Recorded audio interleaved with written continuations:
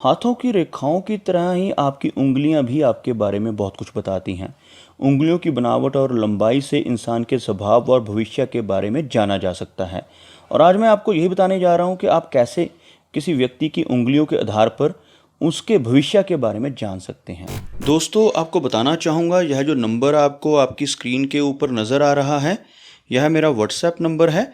अगर आप भी अपने हाथ की वीडियो बनवाना चाहते हैं या फ़ोन कंसल्टेशन लेना चाहते हैं तो आप हमें व्हाट्सएप के ज़रिए, सिग्नल के ज़रिए या फिर टेलीग्राम के ज़रिए मैसेज सेंड कर सकते हैं। हाथ की प्रत्येक उंगली एक ग्रह से संबंधित होती है, जैसे तर्जनी उंगली गुरु ग्रह से, मध्यमा उंगली शनि ग्रह से, अनामिका उंगली सूर्य से, कनिष्ठा उंगली बुध ग्रह का प्रतिनिधित्व करती है।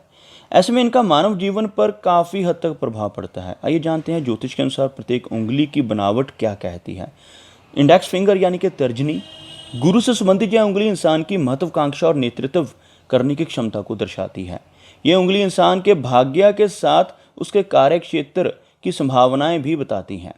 वैसे सामान्यतः तर्जनी उंगली की लंबाई मध्यमा उंगली के ऊपरी भाग के मध्य तक होती है। ऐसे में अगर यह उंगली पूरी तरह से स्ट्रांग है और सामान्य से अधिक लंबी होती है तो ऐसा व्यक्ति किस्मत का धनी होने के साथ साथ नेतृत्व करने की क्षमता भी रखता है। वहीं इसके विपरीत तर्जनी के छोटे होने पर व्यक्ति दूसरों के अधीन होकर ही कार्य करता है। कार्य क्षेत्र की बात करें तो तर्जनी उंगली का पहला खंड लंबा होता है। ऐसे व्यक्ति राजनीति, धर्म या शिक्षण क्षेत्र में सफल होते हैं।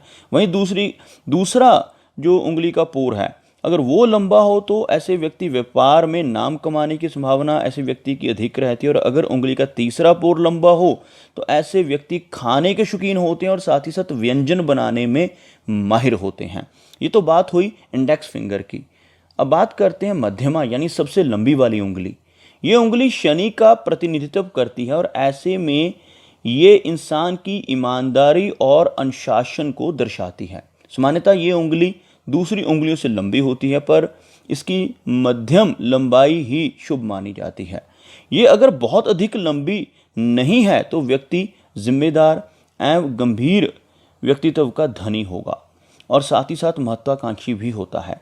अगर ये सामान्य से अधिक लंबी हो तो ऐसा व्यक्ति अकेले में रहना पसंद करता है और वो किसी गलत कार्य में भी फंस सकता है। अगर मध्यमा उंगली छोटी होती है तो ऐसा व्यक्ति लापरवाह होता है और काफ़ी ज़्यादा आलसी भी हो सकता है। अब बात करते हैं रिंग फिंगर की यानी कि अनामिका उंगली की। अनामिका सूर्य की उंगली कही जाती है। इससे व्यक्ति की प्रसिद्धि की इच्छा, बुद्धिमत्ता एवं रचनात्मकता का पता चलता है। अगर ये उंगली तर्जनी उंगली से लंबी है तो यह सामान्य से अधिक लंबी मानी जाती है और ऐसे व्यक्ति में जोखिम उठाने की क्षमता होती है। साथ ही ये काफ़ी रचनात्मक भी होते हैं। ऐसे में इनके फैशन या फिल्म क्षेत्र में नाम कमाने की अच्छी संभावना रहती है।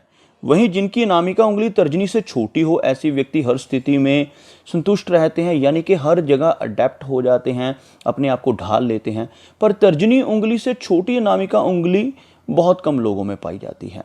चलिए बात करते हैं सबसे छोटी उंगली यानी बुध की उंगली, जिसको कनिष्का कहते हैं हम। कनिष्का को बुध की उंगली कहा जाता है। इससे व्यक्ति के बोलने की क्षमता, बुद्धि और चातुरता का परिचय मिलता है। अगर इसकी लंबाई अनामिका उंगली के मध्य भाग तक पहुंचती है तो सामान्य मानी जाती है।